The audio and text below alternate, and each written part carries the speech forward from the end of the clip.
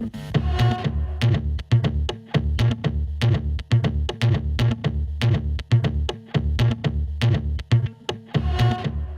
and welcome back to Zarnista Studios.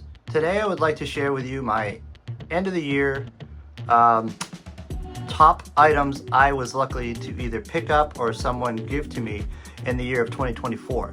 I think it was a good year. There were a lot of amazing things. I had amazing discoveries, things I was hoping to get, things I had no idea that were ever going to exist. But here they are, all together, and I want to share them with you. And if you want to look at them all and take off, that's cool, but I'm going to go through them and how I got them and some of what it means to me. So let's go. So early in the year, I got this Batgirl walkie-talkie replica. It's a NECA piece, and I think it was a surprise because I got a gift certificate and I was explicitly told do not spend it on food or necessary items. And I was looking for something, and there it was. And I picked up that and the Batman version, but my heart really loves this Batgirl walkie-talkie. It's a neat piece. The next thing I got was this piece right here, which is an original restored Han small head, and that was gifted to me by my friend Dave over at Toy Polloi. I told him my challenges of trying to find one and I might cobble one together, and he said he had one and he recarded it and would I like it, and I said yeah, that would be great, and he sent it and I love it and it's on display, and I need to get an acrylic case for it because it's gonna be one of my 2 or 3 carded pieces I'm gonna have on display. The next thing I got was this piece right over here, which, if you know Clash of the Titans, this is Pegasus, and God, I'm blanking on the name right now, but anyway, these two are very hard to get in complete condition. And early this year, I went to a toy store up in Greer, South Carolina, and they had it, and they were very cool with me. They gave me a great value, and I never thought I'd have it in my collection, and here it is. The next thing I picked up this year was, excuse me, there are 3 things. I actually helped close down my mom and dad's house, which is a hard thing for families to do, and when we did that, we discovered a few things. I was able to find an original Luke Skywalker Empire of the Strike Back card, and for some reason when we opened our cards, we always sliced it from the top and slid them out, and so the card remains pretty much intact, unpunched but opened. And so I had a beater figure for Luke, and I popped him in, and he looks cool on display. So it's an original card in our family, but not an original figure, so it's kind of cool. The next thing was, my brother actually discovered this, was our Chewbacca, and if you see him, he is my only real family Star Wars Kenner figure that survived. We sold them off and gave them to friends in yard sales and stuff because we were supposed to grow up, and that was kind of tough, and not at the time because we were supposed to grow up, but there he is, and I haven't repainted him, I haven't retouched him, I'm kind of leaving him as he is, and I have a plan for him in 2025, so keep an eye out for him because he's going to need some friends in similar condition. The next thing is this piece right here. That is a Dungeons and Dragons figure that I had, and believe it or not, the cape and the outfit was fine, but I looked high and low and I couldn't find the weapon. So again, my friend from Dave, Toy Polloi, we talked about it, we figured out a plan, and I made a replacement wand or staff, and it looks okay, it plays the part. It's never gonna fool anyone as an original, which is kind of good too, but I am happy with how it displays, and I'm happy to have it in my collection. The next thing I picked up was this over here, Pixel Dan went to Nowhere Toys in South Florida, and that's right in my backyard. And I had the honor of meeting him and his wife, and I picked up his He-Man Masters of the Grayskull collector's guide. And if you're a collector of Masters of the Universe, I highly recommend it because it's a heck of a resource. But for someone like me who only has a few pieces, and to be honest, they are from the Origins line, it's kind of neat to read the history, where they came from, the backstory, some detailed photos. I've been reading it all year, and it's probably something that I'm going to continue to read because I'm always discovering something new within the photography and how I interpret something. So, Pixel Dan, I'm very happy to have this in my collection. You were wonderful, and so was your wife, and it was an honor to meet you. The next thing I picked up was something I'd been on the hunt for over a decade. I didn't know they existed, and I'd seen it in someone else's collection. And if you see them on eBay, the prices are crazy. Anything real Disney can be nuts. A lot of times Haunted Mansion prices can be crazy. So these three little statues right here of tombstones were sold as a Disney Parks exclusive when you come out of the ride. And they're a 3-pack, and I think they were sold for about $24, you know, in the early 2000s. I missed out on them. I didn't know about them until the 2010s. And I've been on the hunt ever since, and they can go for crazy money. But luckily this year, patience paid off, and I got them close to the original price, and I'm so happy that the seller did that. And you sold it to someone who is not looking to resell it. It's going to be in their collection on display. One of the next things I picked up was this little guy right here. This is Hermie. Hermie is one of the Next 17's figures, and I had thought I missed out on him because, as you know, budgets are tight this year for a lot of people, and as much as I'd like to add and build my collection, I really have to be careful. Much like last year, this represents most of the stuff I picked up. I actually had more stuff leave my collection in 2024 and 2023 than actually came in. I've been very selective about what I'm adding and why I'm adding it, and make sure it has room on the shelf, and that's very hard to do sometimes. So that guy from the Next 17, Hermie, as you know, I love my Jabba the Hutt scene, and it seems like every time I saw him, I felt like my shelf was incomplete. So I just want to thank our friends over at the Next 17. I actually picked up quite a few items this year from them. Well, quite a few, relatively.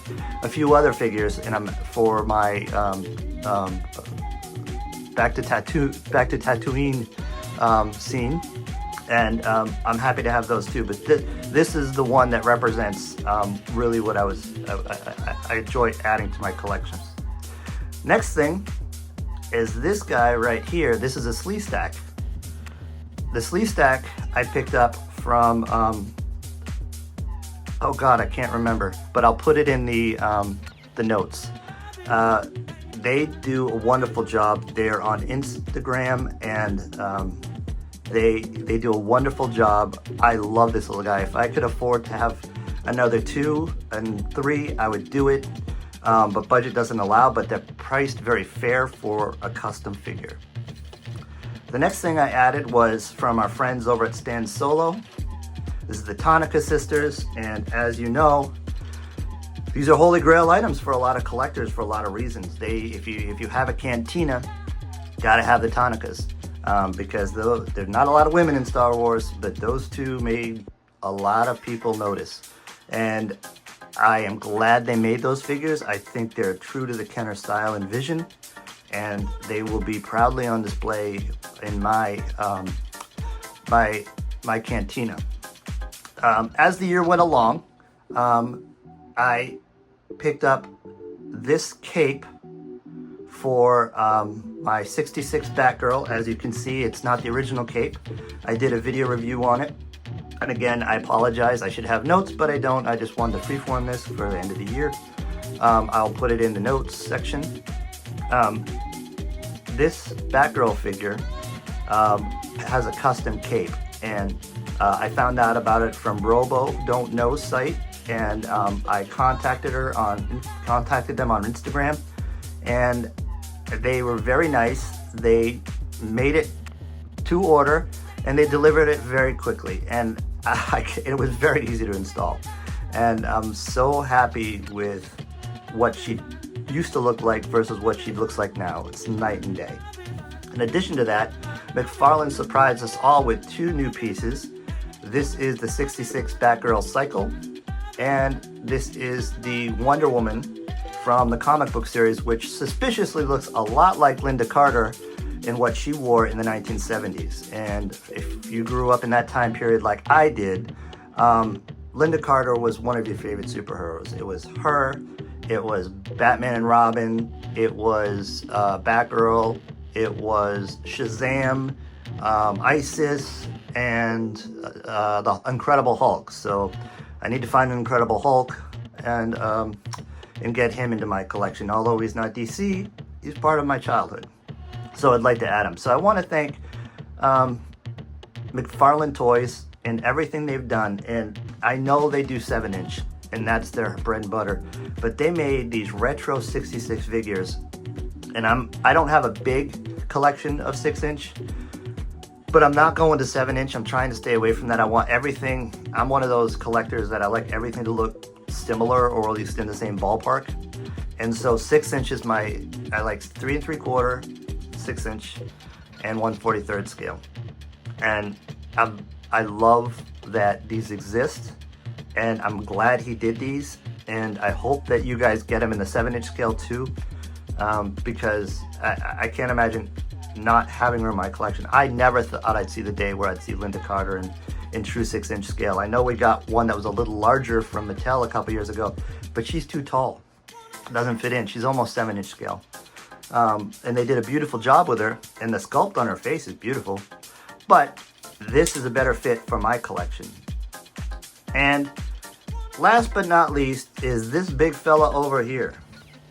This was something, this was my very first crowdfunding any project. It was actually a Kickstarter by Mattel, and it is the DeLorean from Back to the Future, the original version with the original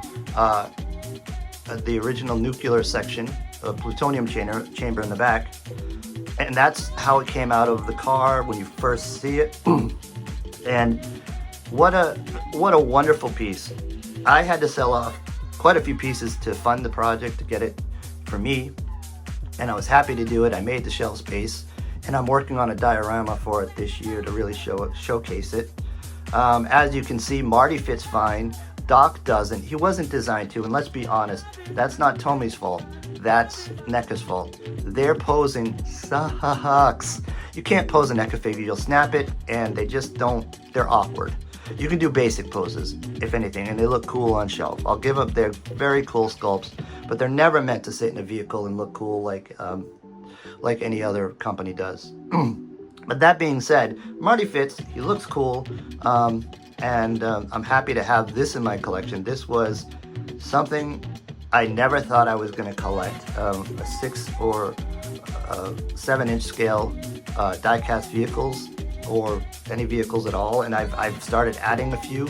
I'm going to limit myself to where I can, but this was my very first Kickstarter or crowdfunding project, and gotta tell you, it was a long haul. It was a year and a half. It was a little late, and I need to get used to that. But I'm so happy with the result. I'm glad it exists, and I do hope they do the flying version, because I know a lot of collectors want that, and I'm hoping that they do kind of what Hot Toys did and do a 50s version and the 1880s from the version 3 movie. That being said, in addition to the car, just a couple days ago, and you may have seen the video I did on it, white walls. There's a guy on eBay who sells Goodyear GT white wall decals. He has them for 1/10, 1/15. He has them for 1/24th scale. Because a lot of those vehicles don't have it. I reached out to him to see if he does 1/18th. I hope he does, or at least will in the future, because I have some Sunstar toys that would definitely use them very well. Because I did a tire swap from the Hot Wheels onto my Sunstar because the finish on the Sunstar is better. But the wheels are a little large, so it'd be great to go back to the original wheels and have decals like I have here on this one.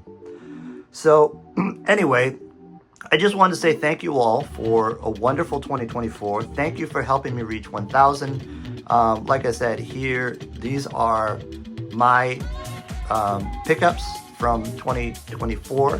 This is basically mostly everything. The only thing you don't see is the other Pally Toy set I got. Did I mention the Pally Toy? I may have passed him. Pally Toy, God.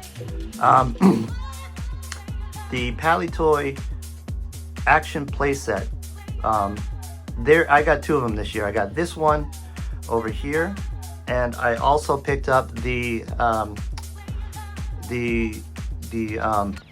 final duel scene on Return of the Jedi and the Emperor's Throne Room, and both of them are phenomenal. They really help your action figures look their best.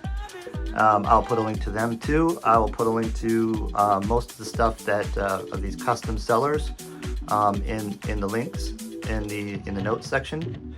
But I wanted, again, let's go back to saying thank you to all. Thank you for watching. I hope you all had a good 2024. I hope it's an amazing 2025, and love to hear what you got. And this is dedicated to Ed over at his retro channel, because he did a year review. I wasn't going to do one this year, even though I did one last year, but they're kind of fun to see what people picked up and why.